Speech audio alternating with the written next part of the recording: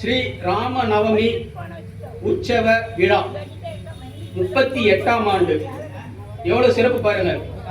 தொடர்ந்து 38 ஆண்டுகளாக நம்ம ராமர் கோயில நம்ம சிவசக்தி நகரில் இப்படி ஒரு அருமையான வைபவம் நடந்து கொண்டிருக்கிறது.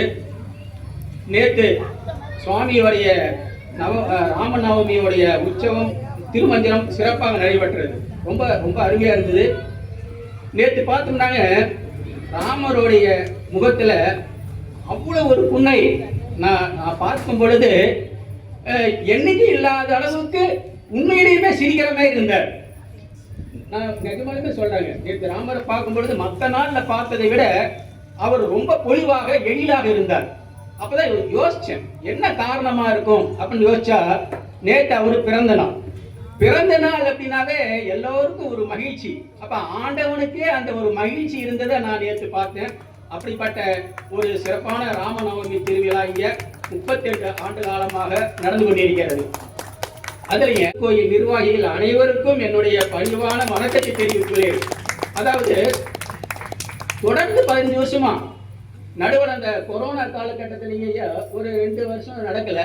மீதி எல்லா நாளும் 2 முறை எங்களை அழைக்கிறாங்க.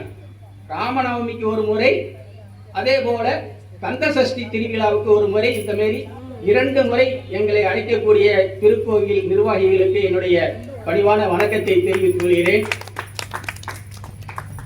நான் நினைச்சேன் எதுக்காக நம்மளை தொடர்ந்து கூப்பிடுறாங்க, ஒரு நல்லா பேசுற மாட்டிருக்கு அப்படின்னு நினைச்சேன். அப்பதான் தெரிஞ்சது நல்லா பேசுற வரைக்கும் உங்களை விட மாட்டோம். என்னைக்காவது ஒரு நாள் நீங்க நல்லா பேசிடுவீங்க அப்படிங்கிற ஒரு நம்பிக்கையில தான் உங்களுக்கு வர்றதில்லை அப்படிங்கிறது ஒரு காரணமா இருக்கும் அப்படின்னு நான் நினைக்கிறேன். ராமவர்தாஸ் சிரிக்கிறாரு. அப்ப அடுத்ததுங்க இந்த தலைப்பை பத்தி சொல்லுங்க. இந்த தலைப்பை நான் கோவில் நிர்வாகிகிட்டே சொல்லிடுறது.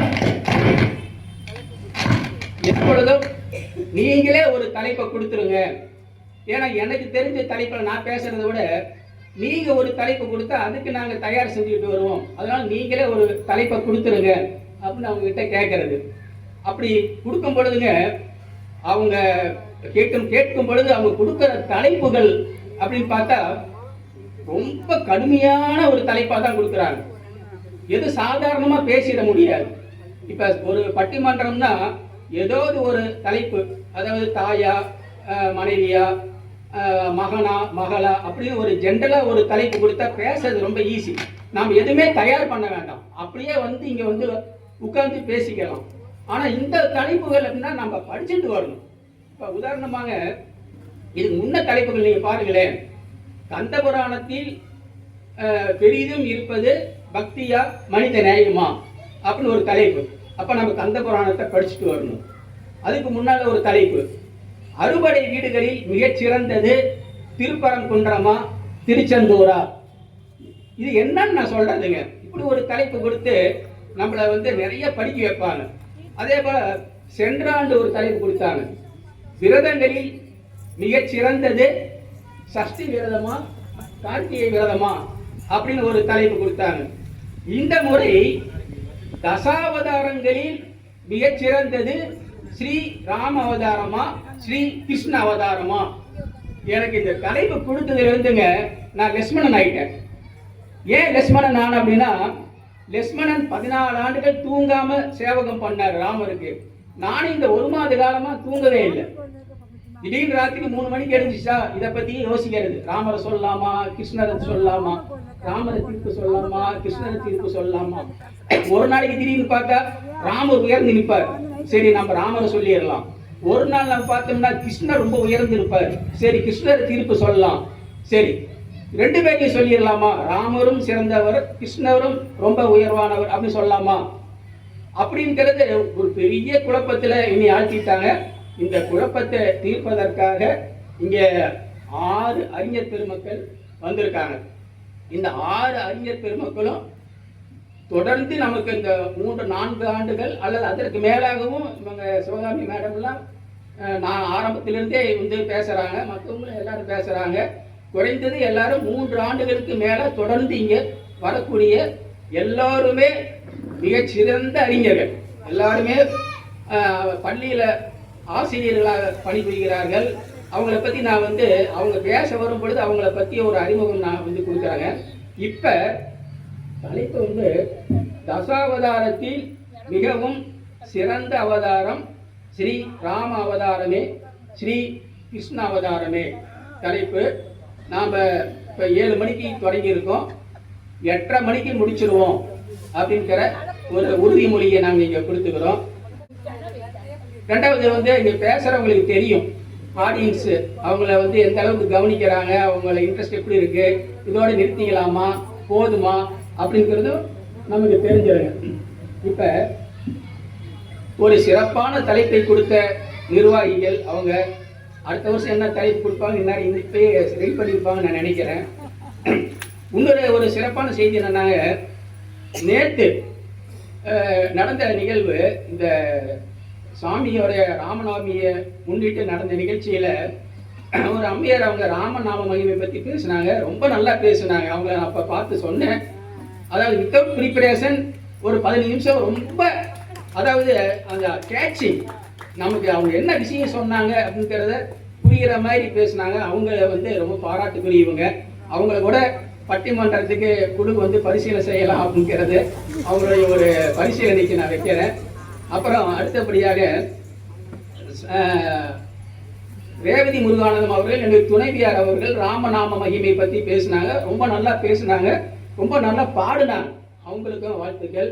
நான் இது எதுக்காக சொல்ல வந்தேன் அப்படின்னாங்க, நேற்று நடந்த இந்த நாட்டியம் அதுக்காக தான் நான் சொல்ல வந்தேன். அதாவது ஏன் இது சொல்றேன்னா, நம்ம திருக்கோயிலில் நடைபெறக்கூடிய நிகழ்ச்சிகள் எல்லாம் சிறப்பான நிகழ்ச்சிகள். அந்த நாட்டிய நாடகம் அப்படின்னு சொல்லிட்டு ஸ்ரீ ராம காவியம் அப்படின்னு நாட்டிய நாடகம் கலைமகள் வித்தியாசம் பள்ளி அந்த மாணவ மாணவிகள் அவ்வளவு சிறப்பா நாட்டியம் ஆடினாங்க. அவ்வளவு சிறப்பு. அந்த அந்த நாடகம் வந்து இந்த 2 மேடமும், இந்த ராஜலட்சுமி மேடம் சுப்புலட்சுமி மேடம் 2 பேரும் அவங்க சொன்னாங்க, இந்த வசனங்கள் எழுதுனது யாருன்னு கேட்டேன். ஏன்னா அந்த டயலாக் தான் ரொம்ப முக்கியம் நாடகத்துக்கு. அந்த ஒவ்வொரு காட்சியும் அதை ரொம்ப அழகா அந்த டயலாக் எழுதி அந்த யாருன்னா சுப்புலட்சுமி மேடம் அப்படின்னாங்க அவங்க. அதே போல அந்த பள்ளிவாடி நிர்வாகிகள்லாம் வந்தாங்க. அவங்க கிட்ட சொல்லும் பொழுது அவங்க பள்ளியில ஒவ்வொரு ஆண்டும் நாடகம் நடத்துறாங்களாம். சாணக்கியா அந்த போல நாடகம் நடத்துறாங்க.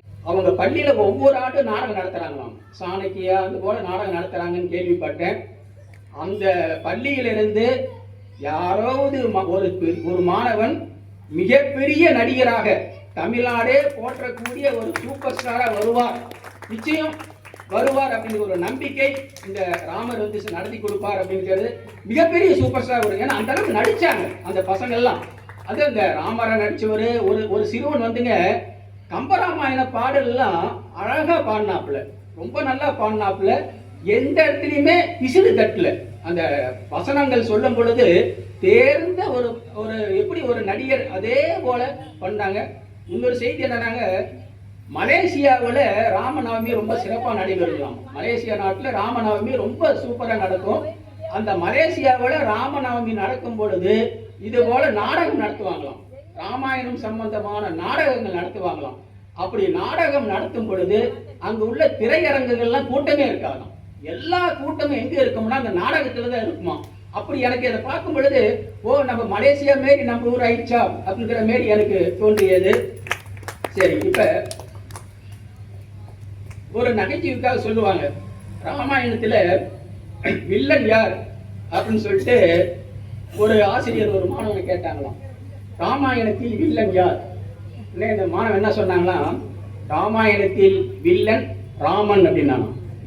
வாதியாருக்கு அதிர்ச்சி ஆயிட்டு, என்னடா இது கதையே மாத்திரையே, ராமாயணத்துல வில்லன் ராமனா, என்ன சொல்ற நீ? ஆமாங்க ஆமாங்க சார், வேலை கையில வச்சிருக்கிறவன் நீங்க என்ன சொல்றீங்க அப்படின்னாராம் இந்த பையன். வேலை கையில வச்சிருக்கிறவர் நீங்க என்ன சொல்றீங்க? வேலை கையில வச்சிருந்தா வேலைன்னு சொல்றோம், அப்ப வில்ல கையில வச்சிருந்தா அவர் வில்லன் தானே அப்படின்னாங்க. அது போல ராமாயணத்தில் வில்லன் யார் அப்படின்னா ராமர். அதே போல இன்னொரு இடத்துல சொன்னாங்களாமா, அதாவது ராமாயணத்தில் கதாநாயகன் யார் அப்படின்னா ராமர், கதாநாயகன் யார்? கதாநாயகன் யார் அப்படின்னா கதை வச்சிருக்கிறது யார் அப்படின்னா அனுமன். கதாநாயகன் ராமர், கதாநாயகன் அனுமன் அப்படி சொல்லுவாங்க. அதே போல ஒரு பள்ளியிலேயே நாங்கள்லாம் கல்லூரி ஆசிரியர்கள்லாம் இருக்கும் பொழுது நிறைய பசங்களை கேள்வி கேட்கும் பொழுது அவங்க இந்த மாதிரி தான் பதில் சொல்லுவாங்க.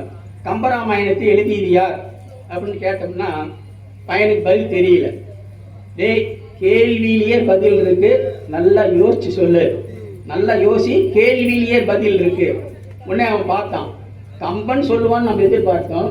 உடனே கம்பராமாயணத்தை எழுதியது ராமன் சார் அப்படின்ட்டான். ஏன்னா கேள்வியிலேயே பதில் இருக்குல்ல. அதே போலயே இப்ப ராம அவதாரம் சிறந்ததா கிருஷ்ண அவதாரம் சிறந்ததா அப்படின்னு